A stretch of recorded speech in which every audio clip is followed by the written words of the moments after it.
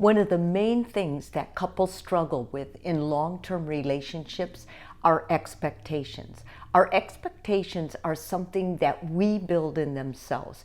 They're constructed by us. We watch other people, we watch our parents, we watch a lot of romantic movies, we watch all kinds of things on the internet, and we start kind of getting a list in our mind of what we should be able to expect. Now, expectations are important.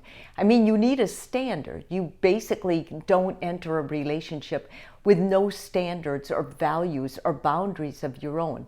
But when you expect unrealistic things from your partner begins to feel defeated. They begin to feel like there's something wrong with the relationship, like there's something wrong with them. And most of the time, if your expectations are too high, or you make your partner try to reach a standard of yours that is unreachable for them, they will end up doing something to sabotage the relationship, because people can't put up with that kind of pressure and they don't like it. And there isn't intimacy in it, because what happens is if you always feel like you have to perform for your partner, you're going to stop feeling connected with them. You're going to stop feeling close. You don't want to be vulnerable. And those are the very things that a relationship needs. Before you enter into a long-term relationship, I've written down some things that I think are an important part of an expectation checklist. And I really want you to go over this with yourself first.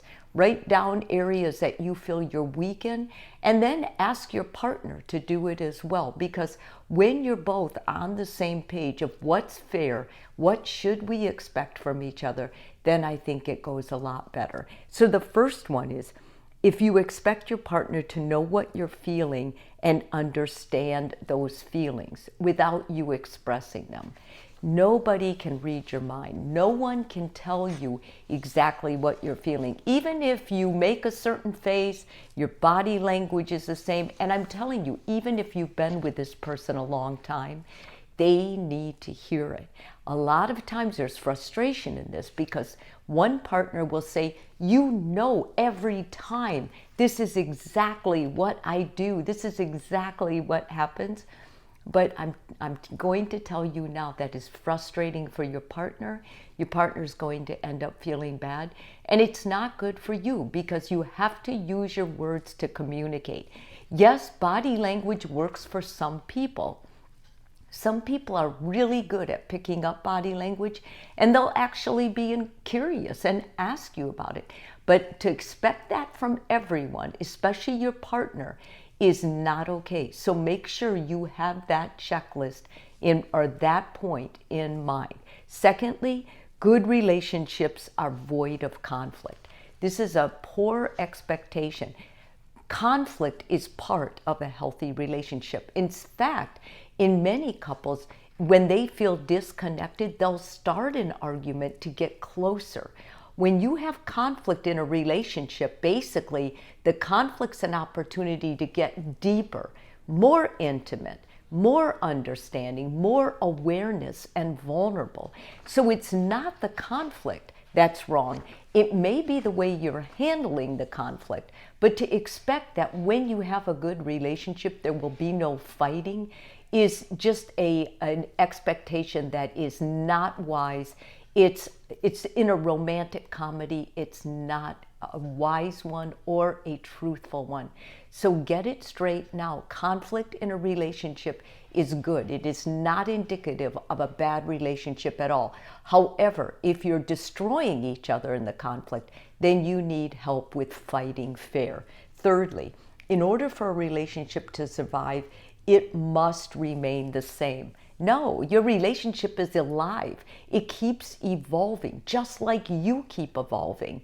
Your brain doesn't stay in one place. Hopefully you change. When you ask your partner or anyone to stay the same, you're actually asking them not to grow, not to be interested, not to be curious. And those are things nobody wants. So yes, you are going to change. Yes, the relationship is going to change. And that is a good, healthy standard. You want that. Not a good expectation, a good, healthy standard.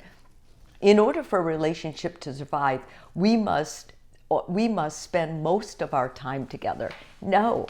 For a good relationship, you want time apart. That creates the tension.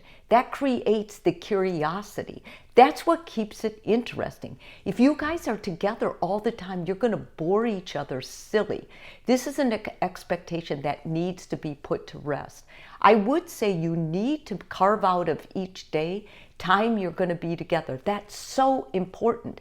But to think you're going to spend every day and every night together, no. I want you to have time away with your friends, want you to have time alone, want you to have time invested in your career, in your interests.